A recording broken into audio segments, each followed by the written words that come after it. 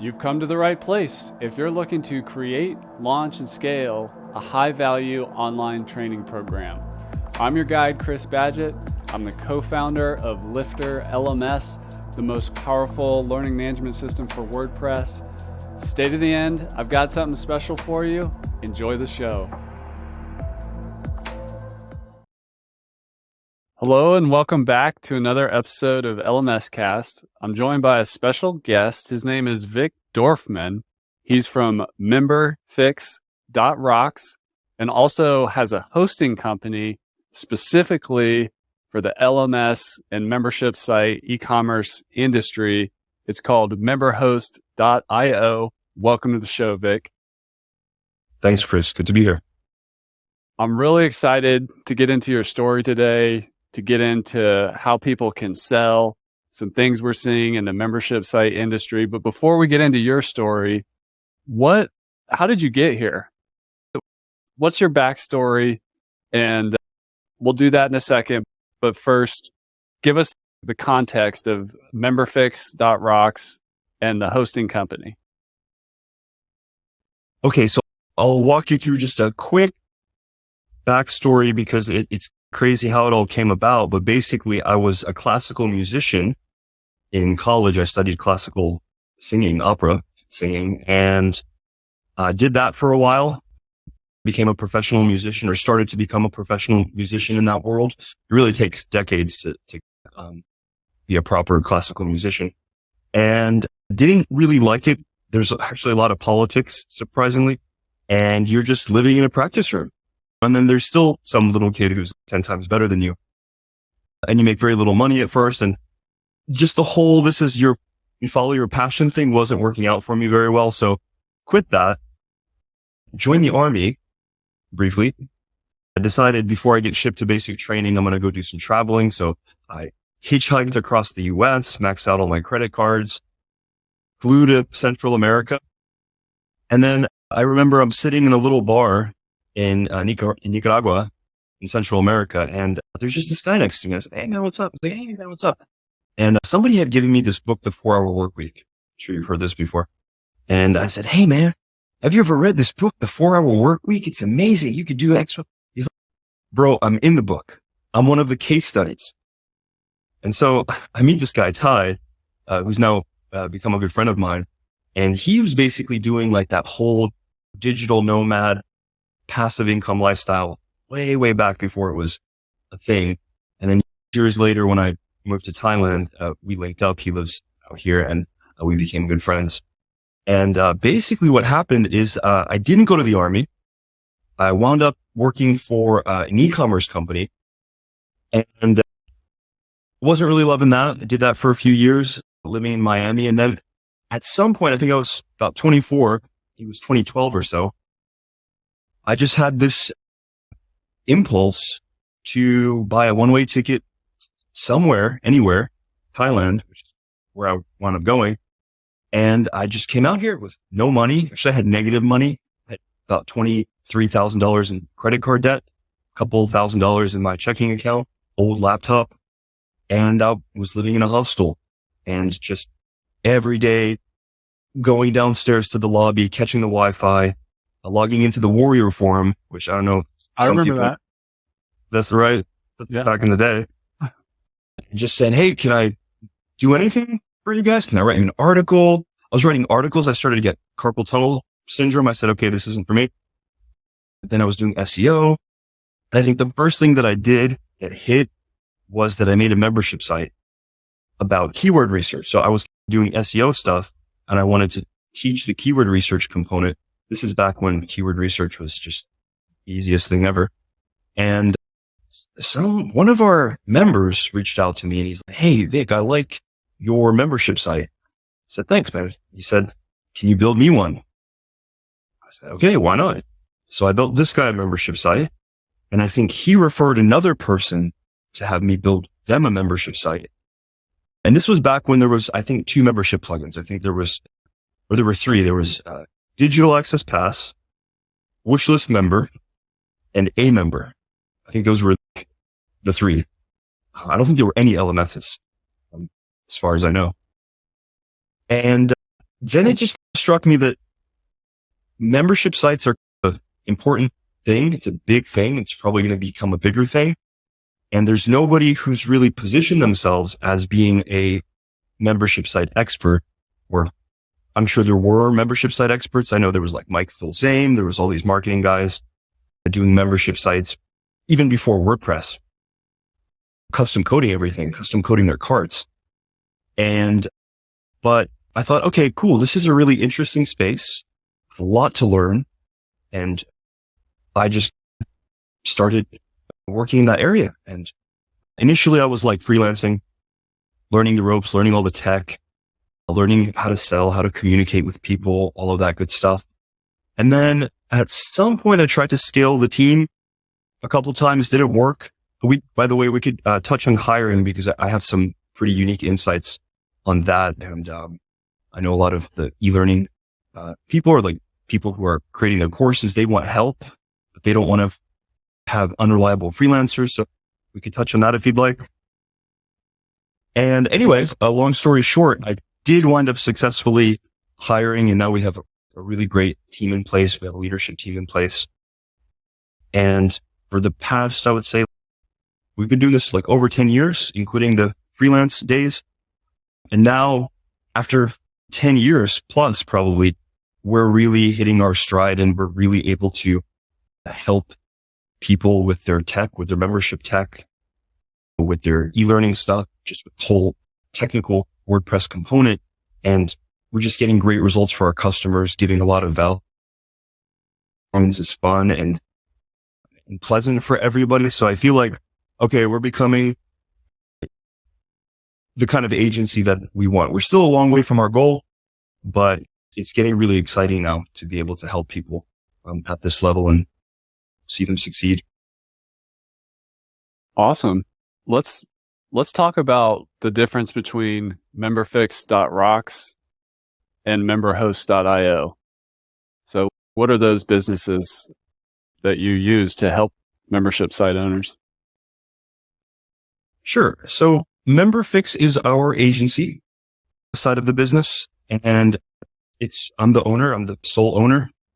And what we do is we help to set up, support, and maintain all the WordPress membership site tech. So the e-learning component, community component, membership component, and then all of the peripheral things and third-party integrations and so forth. And so we just focus on the tech side.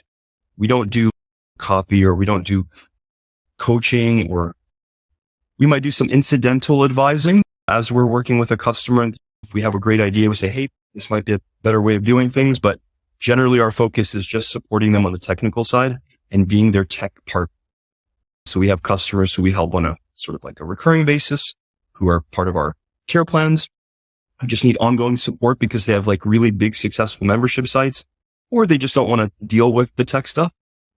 And then we have people who just engage us for projects. We're working on a couple of pretty big and exciting projects at the moment with some interesting companies. That is the agency side. And then the hosting company actually came about because over the years of doing this, what I found is that virtually none of the commercial hosts, the ones that you would, I'm not going to name them, but we're talking about, none of them really understand the technical underpinnings and the technical requirements of these types of sites, right? These are very heavy sites, transactionally heavy sites. Hammer the database. Depends on how the plugin is coded. Some are leaner and more efficient. Some are heavier in that regard. You can't just cache these sites indiscriminately because it causes conflicts.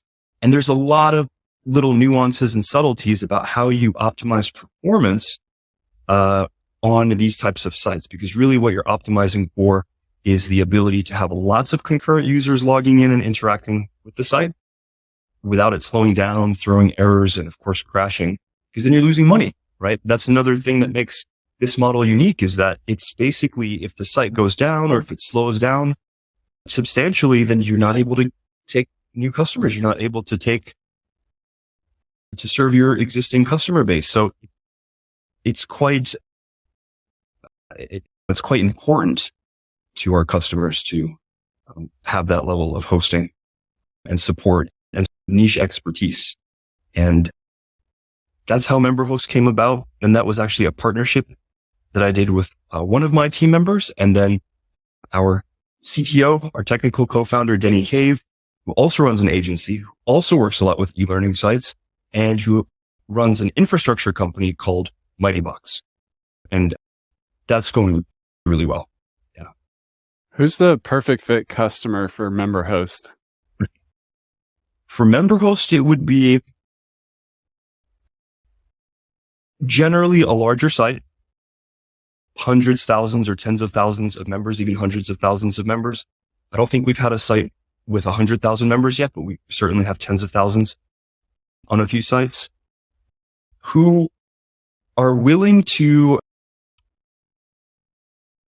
or who, let's say, who understand that any downtime or slowdown impacts their conversion rate, impacts their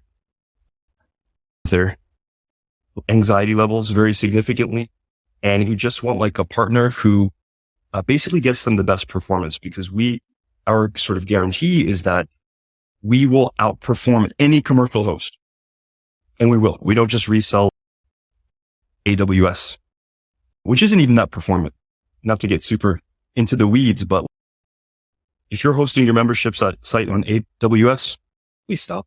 Please send me an email, because you're paying double for less performant infrastructure.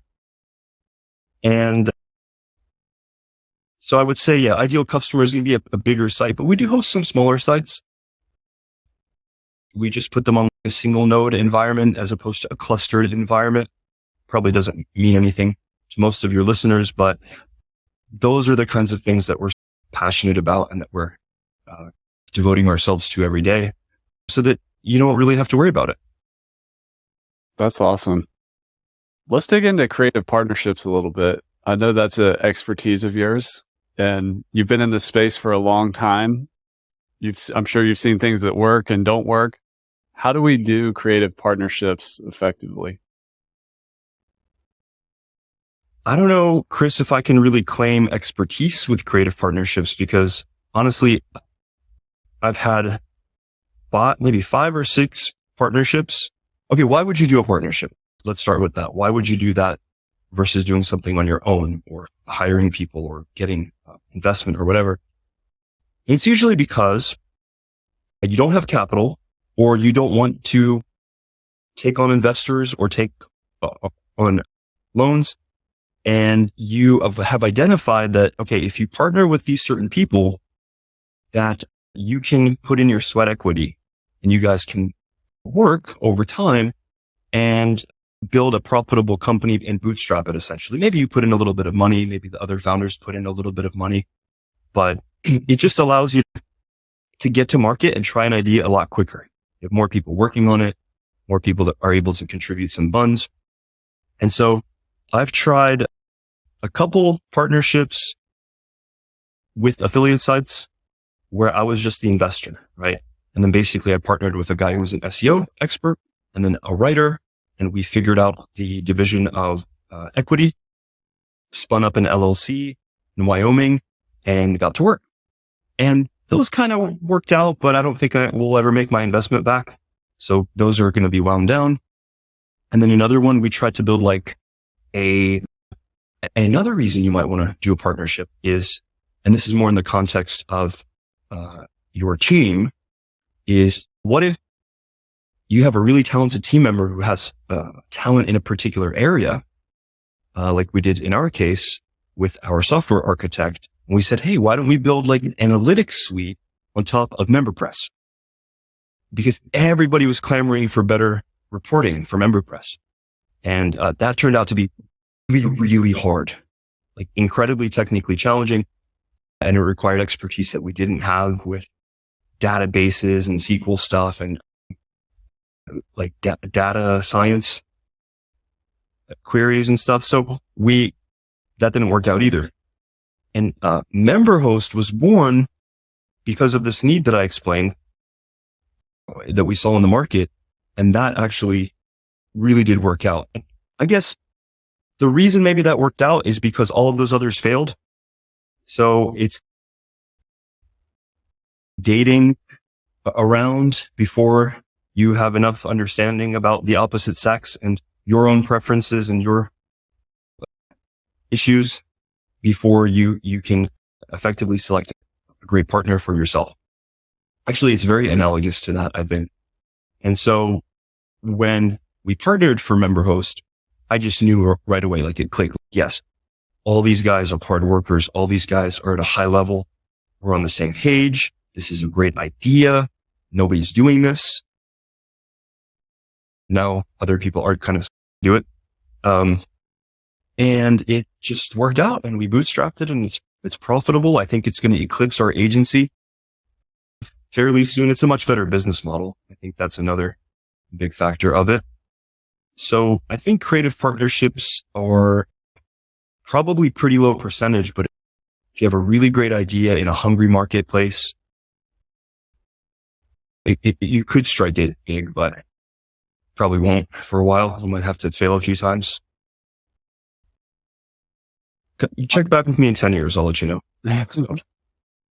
I love that. I'm a partnership guy too. I just can't do it all. And 1 + 1 = 3 when it works. And when I look at LifterLMS users as an example, the membership sites and the LMSs and the courses that work the best, it's never a solo act. There's smart people collaborating, working really hard over a long time horizon that really complement each other. Let's talk more about people and hiring. You're a traveler, you're very worldly. Back in the day of early days of 4-hour work week and online business and stuff, there was this concept of outsource to a developing nation, get a virtual assistant, and just delegate and automate your life. But it doesn't really work that way. Like, what have you learned in all your collaborations in terms of building team and hiring? Just a quick funny anecdote on that. I remember when I read the 4-hour work week, as I'm prone to do, I was proselytizing to everybody. And I told my older cousin he was at 9T already and he was quite a smart guy. I said, hey man, 4-hour work week, blah, blah, blah. And he's like, oh yeah, I read it. And he said something like, I think the author overestimates the ease of outsourcing things offshore. I said, fuck do you know? Did you even read the book? This is such a bug. And of course that's true. It's not easy to find good people, whether remote or in-house. And as I told you, like I try to scale MemberFix multiple times. And initially I started by trying to scale in India, in the Philippines, which are like the classic outsourcing locations. And also apropos, you mentioned like I've lived in different places. I've lived in Thailand for 13 years now, been all around Asia, South America, Central America. And I think the reason it didn't work and I've had other people echo this experience as well. The reason it's hard to find a team, maybe you can find good individual freelancers, there's great people everywhere, so don't misunderstand it, is because of the work culture, but also the broader culture of Asian countries, which is a lot about base, never telling your boss no, saying, yeah, we can do that, regardless of whether that deadline is realistic, regardless of whether you have even taken the time to understand you have the capacity or capability to do something. Myself being Ukrainian by birth, growing up in the US, I thought, okay, why don't I check out Eastern Europe? Because that was percolating at the time. And that turned out to be where we hire all of our team members. And the culture there, the broader culture and the work culture is more like speak the truth, do it tactfully, ideally, right? But don't evade what is the case. Call it a spade. If you say you're going to do something or deliver something on time, you have to do it. Otherwise, it's like in the West. Don't tell white lies. Whereas in Asia, everything is white lies. You always have to read between the lines. And again, this is a broad generalization. And there's exceptions to that. But if you're looking to hire, whether for your team, if you're running like a information company, LMS, membership or whatever, or like for an agency like ourselves, hiring is already such a time consuming and expensive, difficult process that you have to fish in the right pond, right? Yes, you can fish in this pond where you'll catch maybe a good fish from time to time, or you can fish in this other pond where like your chances of catching a big juicy fish are a lot higher. And that's been my experience. And yeah, Eastern Europe is really great. Do you have any tips on how to recruit in Eastern Europe, for example, like certain websites or ways to advertise the opening or scout for talent? Yeah, I actually wrote an article about this on our blog. It's called How to Hire Rock Stars in Eastern Europe. So something along those lines. But I think you probably want to start with Upwork, right? Because that's by far the biggest marketplace for online talent. I've tried some other marketplaces like, what's that other one? JobRack, which is specifically for Eastern European team members. But I find that Upwork is really great. Now with Upwork, the trick is that if you want good people, right? They have options. Good people have options. You need to sell them. You need to sell your company. You need to sell your mission. You need to ideally believe it. And a lot of people have responded to my job post and said, hey, I usually don't respond to invites, but I really love what you wrote there. So I really took time to write the copy and try to communicate what we do at MemberFix, why we're passionate about it, why it's important, why it would be cool for you to work with us, because it actually is super cool to work on our team. And the other key, I think, is that you can't just post your job, very much like you can't just put up a sales page and expect the money to come rolling in. You got to then go and reach out, like actively search for people on Upwork that have like great profiles, great feedback. Like those are the people that you want. All things being equal, and there are budget considerations and so forth, but all things being equal, you want the best people you can afford. And so you got to go out and get those people and basically seduce them with your wares. Has been my experience. Nice. You mentioned selling the job position. Let's talk more about sales and how to, especially in this online world, whether we're selling a membership site or courses, or we're an agency or whoever we are, how do we stand out in this noisy market when we're selling? I don't think you necessarily have to stand out in terms of, let's say, your product. It would be nice if you did, right? But a lot of people make a really good living selling variations of the same thing. But as we were discussing before the call, I don't want to get too deep into it because I don't want to give it all away, because we might talk about it again later. But basically, I think what I've seen with at least membership site owners is a lot of times I think they confuse the business with the delivery system of the value. Like a membership site is like your delivery system of value where you give the people the stuff, or part of it, let's say. It's not the business, or it's not like the business model, right? So it's hard to separate that. So I think maybe because there's a lot of the blind leading the blind as well, people think, okay, I'm just going to put up a membership site. I'm going to put up a sales page. I'm going to pay for some Facebook ads. I'll get somebody to write the copy, and then I'll have a bunch of members join. Yeah, if you're lucky, that might happen. Or if you have a big audience, that might happen, even despite the fact that that's the wrong thing to do. But I think if you're under like $1 million a year as a information business or membership site or e-learning site or community, like if you want to get there as quickly as possible, go do prospecting, which that's a whole, big conversation, but go do prospecting, get on Zoom calls with people, find out what their needs are and say, hey, I have this thing, which is a really great thing that solves your problems. It comes in the form of a membership site. You might even find out that a membership site is not the optimal delivery vehicle for the value. You probably find out a lot of other really useful stuff, like what kind of language people use when describing their problems. You can use that same language back to them. And yeah, I think you just got to get on the phone. That's a lot of people are averse to that. And even you said, Chris, like you said, I'm an introvert. I get on the phone and sell all the time. And yeah, it's not that hard. If you have a great product, it does all the heavy lifting.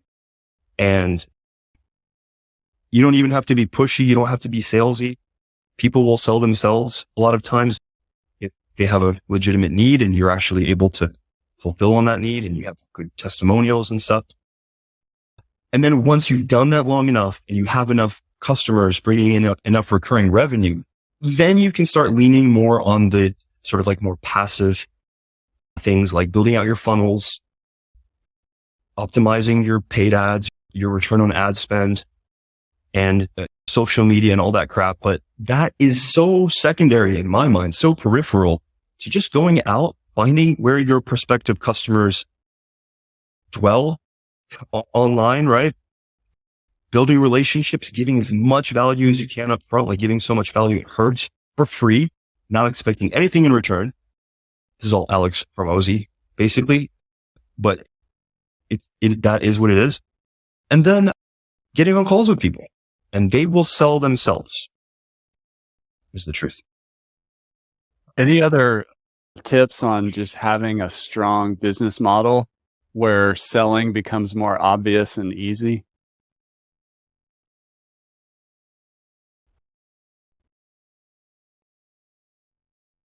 Like within the membership space, you mean? Yeah. Like membership element space? Yeah. How do we get a strong offer? I feel like a lot of people, like you say, get caught up in the mechanism of the membership site and the tech and the passive income goals and stuff like that. But how do we build a strong offer that becomes much easier to sell? I guess the first thing I would do is read like all of Alex Hormozy's books. He has a book called $100 Million Offers, which explains exactly how to do exactly that. There's a lot of technique to it, I think. But to give a less cop-out answer, I think it's doing exactly what I just suggested. Going out and talking to your prospective customers, understanding them deeply, understanding what you're offering relative to their pain points. How are you solving it? Maybe do it for free a couple times. Figure out how you can really help people. Like, I think crafting an offer needs to be done like in the context of deep collaboration with your customers, right? Because they're going to tell you what they need. You're not going to guess it. You might, but you're probably wrong. So my suggestion is just go out and, okay, if you want to get, just using a weird analogy, but if you want to get really good with women, don't read a bunch of books on how to talk to women. Go and talk to a bunch of women and ask women. Like that's been my experience. And I think it's very similar to people will tell you what they want if you just shut up and listen. Ask good questions, take notes, take it seriously, think about it for a while. And yeah, I think that's the approach I like. Yeah. Sales is a lot of listening. And in order to listen, you need to find the right people and talk to them and ask questions. And the pitch is really just the end. If it's a fit, if it's qualified. 100%. With all your time in this space, any like unconventional, counterintuitive insights you've gleaned or fun stories of something that's really working for membership sites, either on the tech side, on the sales side, on the niche side? Counterintuitive things. Man, I don't know. Like I was telling you before we started the call that there's just so many things I've seen that just don't make sense, logical sense. Uh, or you mentioned a great example yourself, right? I don't know if you're at liberty to discuss it on air, but Yeah, sure. it's like the balloon thing. Who would even like do that and think that they're going to be successful? And then he did it and he is successful. I don't know if you want to like, Yeah, we could get into that. Ziv Raviv, a LifterLMS customer in Israel, is a kid entertainer. Like he ties animal balloons and like hosts those kind of birthday parties. And he built a multi six-figure business, and it just keeps growing every year for the past 5 years. And the total addressable market for balloon artists is around 5,000 people worldwide. And when you look at his website and people making literally entire outfits out of little teeny balloons and building these big displays and teaching tricks with balloons, you just realize how big the world is. And I think one of the interesting things with someone like that is they are the market they're serving. They're just further along in the journey. That seems pretty tried and true. It's one thing to spot an opportunity like, oh, I heard there's opportunity in cryptocurrency as an example. But are you a trader? Have you been down the Bitcoin rabbit hole? Have you been in this niche for 5 years in multiple bull markets or whatever? It's not about just opportunity spotting. And you mentioned Alex Hermosi, gym launch and serving gym owners. He was a gym owner. He had to do gym sales. He did a bunch of turnarounds. He got burned in partnerships and then he figured it out. And it's just doubling down on you. That's almost, I think, not that counterintuitive, but it gets overlooked. Sometimes as entrepreneurs, we go to the new shiny thing or see somebody else making success, but are you actually in that niche yourself? And if not, maybe, and you really want to do it, maybe you should partner like you're talking about and help. That's how I got started. I partnered with experts around the world in permaculture, which is a niche within organic gardening.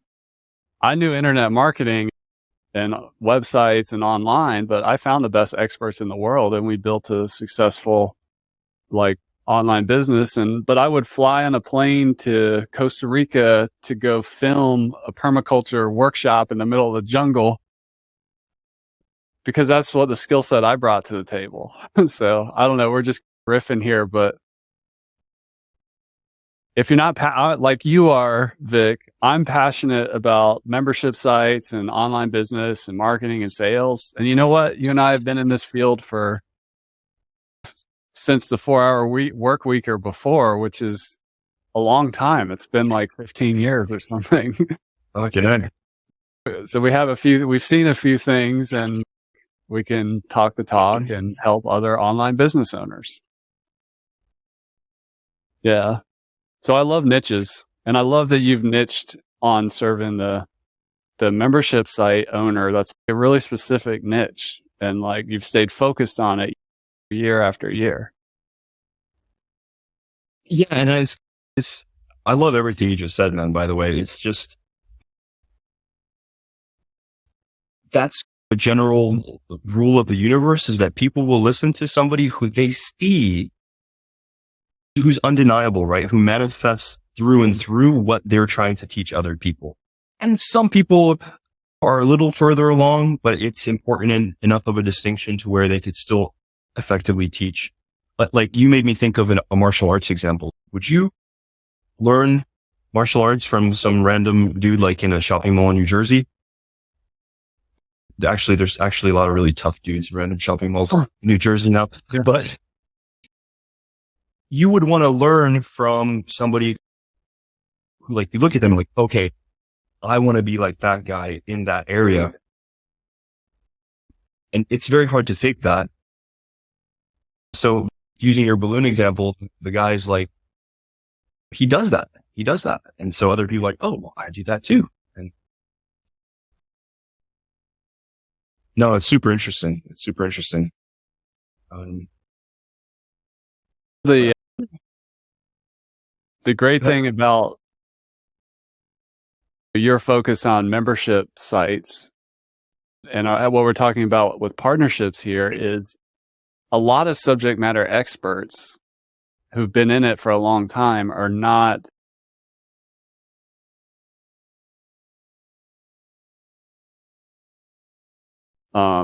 figuring out from like 500 web hosts in the world which one's right for me. You're there to partner, to help people do what they do, to teach the balloon tying, the jujitsu, or the gardening, or the cooking, or the whatever the niche is. Or the hand weaving. Yeah. I don't know if, can I highlight some of our super interesting customers that we work with? Yeah. I love niches. The diversity. Love niches, right? So yeah. Yeah. We have this great customer. Her name is Tian, and she runs the Hand Weaving Academy. I think it's handweavingacademy.com. But she's a former Google employee, and she left her Google job to do this thing. And she probably knew and now that I have more experience, it's actually not surprising because hobby niches are like the most passionate groups of people in general. But I just didn't know that was a thing.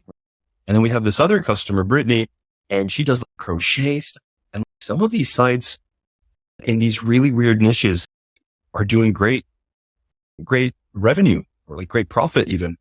We even had a customer, and this is something that I would never think would work. So a lot of when you talk about counterintuitive stuff, I think what's counterintuitive is like what you think would actually work. And you're almost not qualified to tell somebody who's in a niche.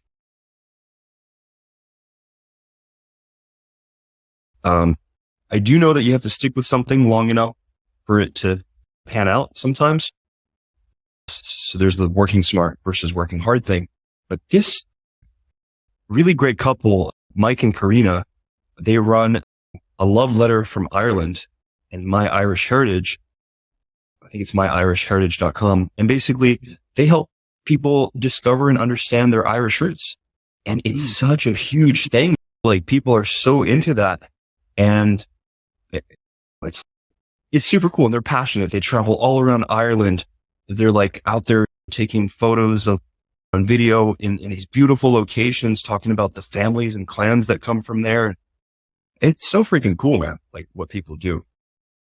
And yeah, I don't know. That's the most unconventional or counterintuitive thing I would say.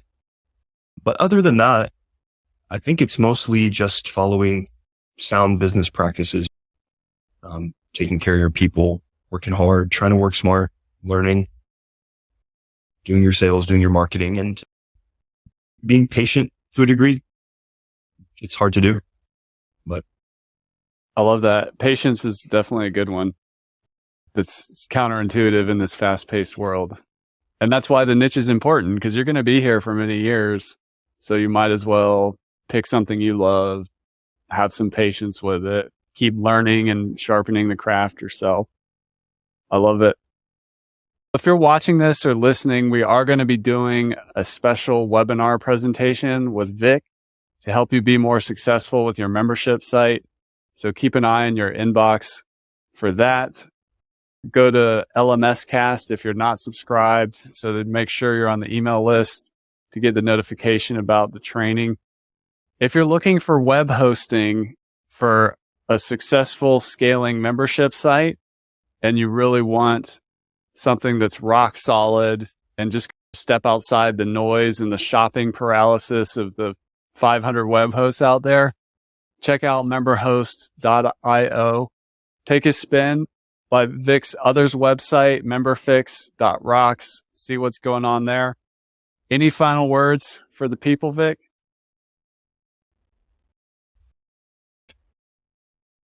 No, not really. I think we covered pretty much everything. Definitely come to the webinar we'll be doing. I'm going to try to give away all the things I know. I don't know that many things, but all the things that I know, I will give. Awesome. Thanks for coming on the show, Vic, and sharing your story and those insights there. We really appreciate it. My pleasure, Chris. Thanks for having me. And that's a wrap for this episode of LMS Cast. Did you enjoy that episode? Tell your friends and be sure to subscribe so you don't miss the next episode. And I've got a gift for you over at LifterLMS.com/gift. Go to LifterLMS.com/gift. Keep learning, keep taking action, and I'll see you in the next episode.